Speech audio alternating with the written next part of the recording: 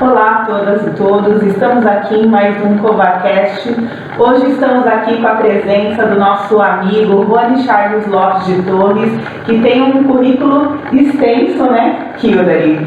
E eu vou ler aqui brevemente esse currículo. Ele é advogado, consultor jurídico, parecerista, doutor em Direito do Estado pela Federal de Pernambuco, mestre em Direito Econômico pela Federal da Paraíba, pós-graduado em Direito Tributário pelo IDP e em Ciências Jurídicas pela UNP, coordenador de pós-graduação em licitações e contratos, advogado da União, licenciado, já exerceu o cargo de coordenador em vários órgãos. Além disso, é professor e autor de várias obras.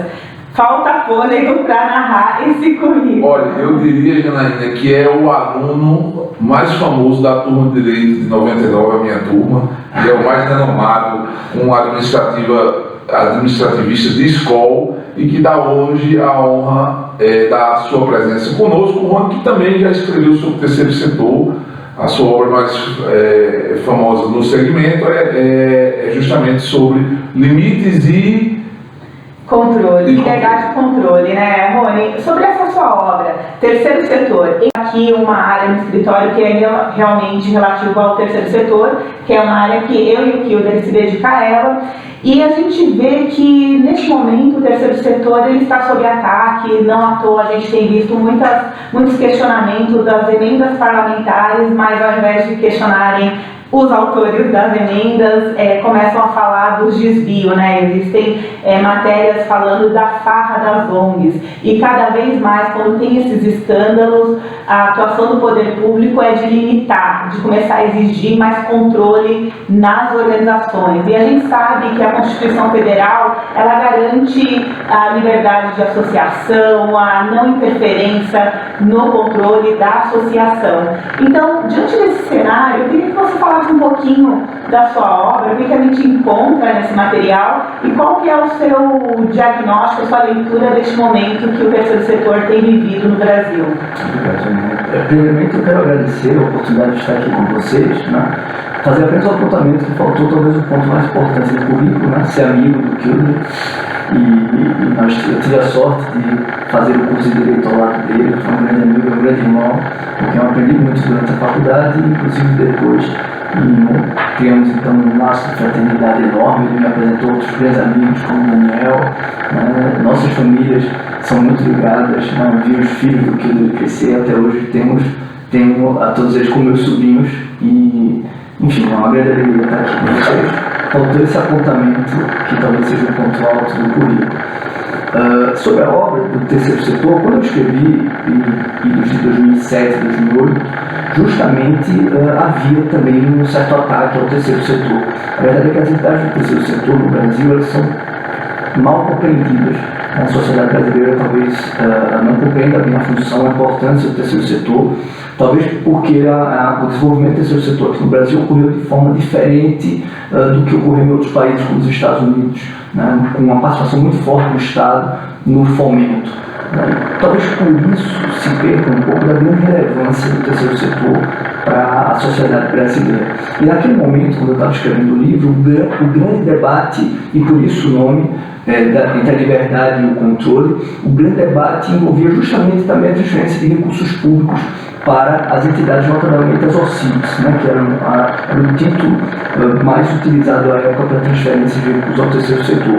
E naquela dissertação de mestrado, que gerou depois o livro, eu busquei tentar apontar alguma sugestão de modelagem para enfrentar esse dilema quase paradoxal, né? Eu preciso respeitar, até por uma questão constitucional, a liberdade dessas entidades, porque sem liberdade essas entidades não conseguem, inclusive, entregar à sociedade brasileira todo o potencial que elas permitem, né? O pluralismo, a percepção e a sensibilidade dos reais problemas, que o Estado muitas vezes distante não consegue se conectar, mas ao mesmo tempo como ter certo controle para evitar alguns abusos, né? Eu terminei a dissertação acho que de 2008, 2009, a publicação do livro acredito que foi 2011, 2012, mas acho que uns 2 anos depois, um ano depois, acabou saindo um decreto que, por uma coincidência, parcialmente adotava a base, digamos, da proposta da dissertação, que era, respeitando a autonomia das entidades, criar parâmetros para a transferência de recursos. Posteriormente, veio inclusive a Lei 3.019, que faz uma mudança em relação à modelagem anterior, que era sempre baseada em títulos, para criar uma legitimação do terceiro setor que recebe recursos públicos através de um processo para a transferência, seja através de termos de fomento ou termos de colaboração. Eu acredito que a gente ainda está construindo a modelagem correta, né? E, infelizmente, nesse meio do caminho, o terceiro setor acaba sendo alvo de ataques por aqueles que não compreendem bem a importância e sua relevância para a sociedade brasileira. E a gente está vendo isso acontecendo agora em relação ao questionamento de emendas parlamentares que estão sendo direcionadas ao terceiro setor. Eu só espero que nesse debate se tenha a maturidade de se perceber, que, como você bem colocou, talvez o real problema está no uso do recurso, no uso discricionário do recurso pelo Congresso, e não no terceiro setor. O terceiro setor ele deve ser fomentado, ele deve ser estimulado, até para que nós tenhamos não apenas esse desenvolvimento, né, mas para que possamos, com maior eficiência de recursos, superar alguns dos maiores problemas sociais que nós temos. O terceiro setor, repito, ele é muito mais sensível à verdade real, àquilo que acontece com a sociedade, do que o Estado, que está muito distante, muitas vezes, do mundo real. Não, com certeza, Rony. E refletindo um pouquinho sobre as suas palavras, a gente percebe, né, Kilder, que no dia a dia o Estado tende a colocar o regramento público no terceiro setor, pelo simples fato de receber recurso público, quer da forma direta ou indireta pelas unidades tributárias. E a gente faz sempre essa defesa que o terceiro setor, a natureza jurídica, né, de associações, fundações, é de direito privado.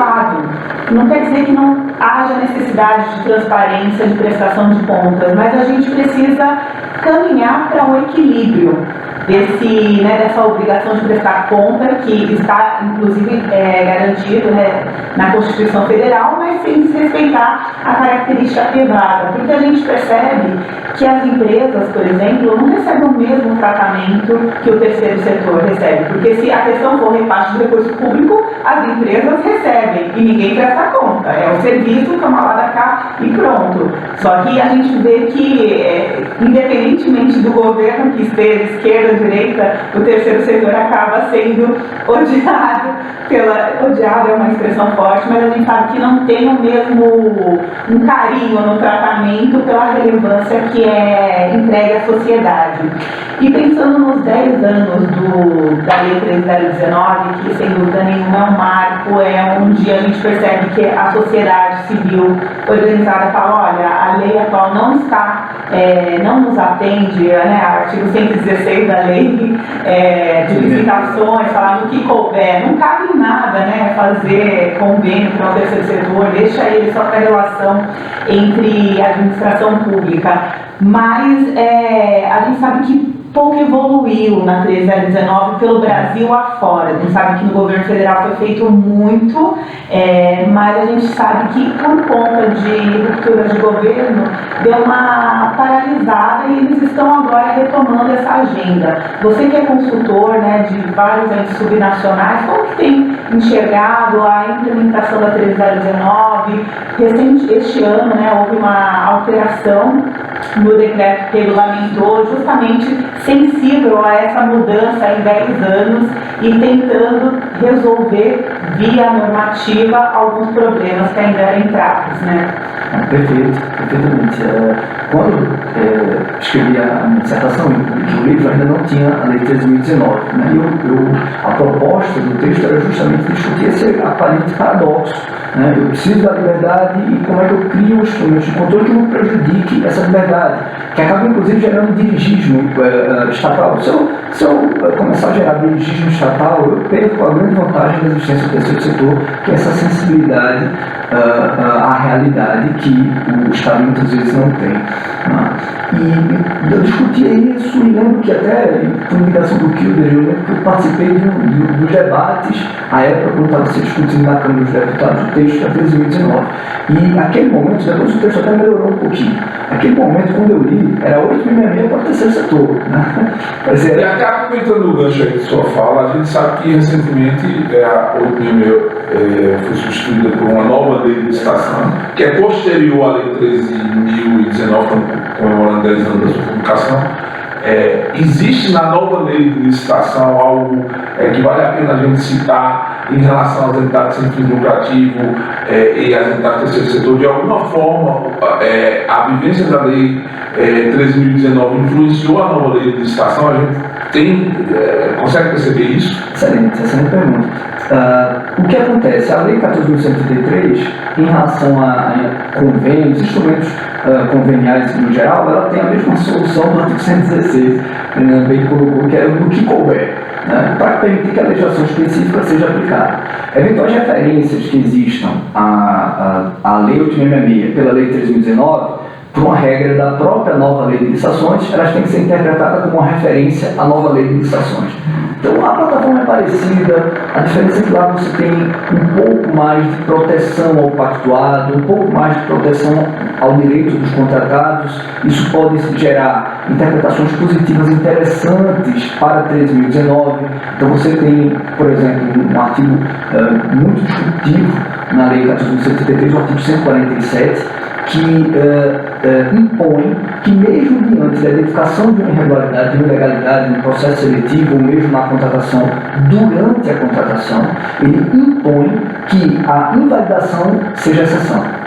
Ele, se for um vício convalidável, tem que convalidar. Se for um vício insanável, mesmo assim, para invalidar, eu tenho que analisar diversos aspectos. A lei elenca 11 aspectos de natureza econômica, administrativa, estratégica, por exemplo, perda de posto de trabalho, sensibilidade da comunidade que vai perder o serviço público ofertado. Então, depois de analisar tudo isso, se o gestor entender que a medida de interesse público é que ele pode invalidar o contrato. Então, isso gera um certo freio, uma certa contenção à atitude, às vezes, pouco responsável ou pouco consequente de alguns gestores que, dentro de algum problema nos processos seletivos, de documentação ou durante a execução contratual, optam por uma ruptura do contrato. Essa lógica pode ser, como ela tem por base a LIMB, que é uma lei que trata de maneira geral para a administração pública sobre consequencialismo, essa lógica pode influenciar também em relação aos pactos da Lei 13.019, entre outras. Agora, o que a gente percebe, Janaína, nas entidades sem fins lucrativos, é um receio muito grande em receber recursos públicos, em fazer parceria com o Estado, justamente temendo as prestações de contas, certo? E o excesso de formalismo, né?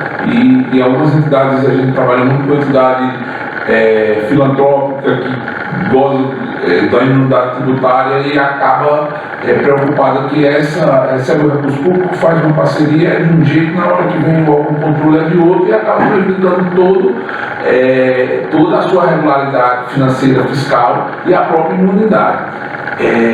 Às vezes eu me sinto frustrado de não passar segurança jurídica. Você acha que é possível ter segurança jurídica para essas entidades cerebrais, esses termos? Eu até acrescento também, porque a minha fala ia na mesma direção, que a gente sabe que o Brasil ele é pioneiro em fazer boas leis. Então, né, a gente tem o Estatuto da Criança e Adolescente, é ótimo. A 19 também é interessante. E aí a gente tem a lei de licitação que, por essa fala, citando justamente o artigo 147, a gente observa que existe aquele foco no controle por resultado, que é um dos princípios também contido na Lei 3019.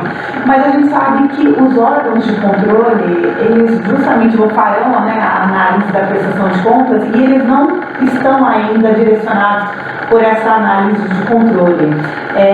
Como que a gente sai dessa utopia, dessa situação que está em papel e consegue fazer com que os órgãos também parem de olhar esse informalismo, né, na prestação de contas, para que realmente essas leis vanguardistas cumpram o papel de entregar o melhor para a população? Acho que é um processo de amadurecimento institucional, né? Nós estamos ainda, os órgãos de controle eles estão absorvendo ainda essa mudança de mentalidade. O artigo 147 da nova lei, ele sem dúvida nenhuma vai ser um grande, talvez o maior desafio da aplicação da nova lei.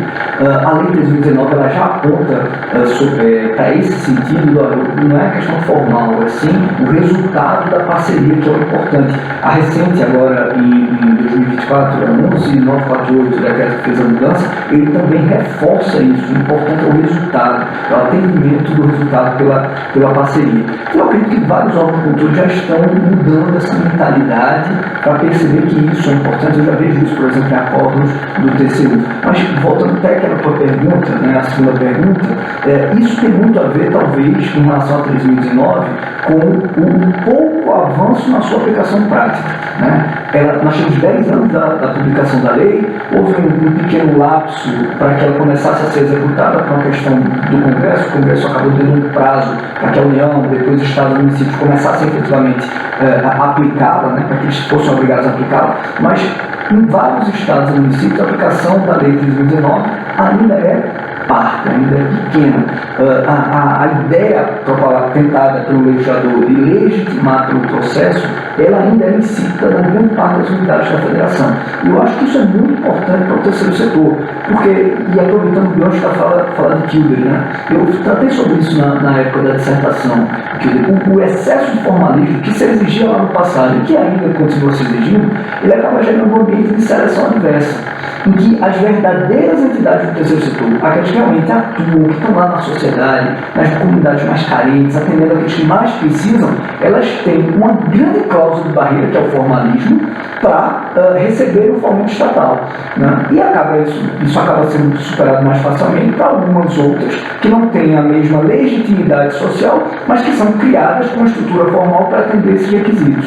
Mas o que eu já coloco do sarrafo, né? Toda vez que aumenta-se o sarrafo, quem fica de fora são as boas, são as instituições de base que não conseguem ter profissionais suficientes para atender as demandas. Sobretudo se o sarrafo é burocrático. Porque se o sarrafo fosse de análise da atuação delas, então seriam essas que seriam contratadas e não aquelas que muitas vezes são criadas para atender o formalismo. Nesse tema, eu me lembro bem quando eu estava na Comissão de Direito do Terceiro Setor e fazíamos visitas às instituições, uma determinada instituição que tinha recebido um recurso do governo do Japão, por meio da Embaixada do Japão aqui em Brasília, e aí ele disse, olha, era uma diferença, os caras me deram um recurso, em conta única, eu gastei todo o recurso. Quando veio um funcionário do governo japonês aqui, com a planilha do que é que eu disse que ia fazer, ficou, tá aqui, foi ticando, me deu quitação, certo? E quando eu recebo recurso público aqui de qualquer esfera, o pessoal pede papel, não vem ninguém aqui ver se o serviço foi prestado, se foi efetivado.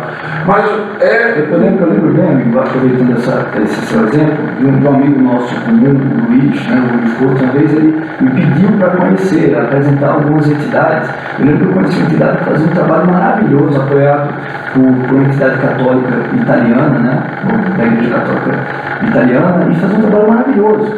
E ela, já que fazia um trabalho maravilhoso, nossa, era uma revolução dentro daquele pequeno município, ela queria receber recursos públicos. Eu queria, poxa, sabe que eu posso aumentar? Ela já tinha uma escola, que era melhor que a escola pública municipal. A escola dela era a escola de referência, não era a escola dessa ONG, dessa entidade, era a escola de referência do município, não era a escola municipal. E naquela época, faz muito tempo,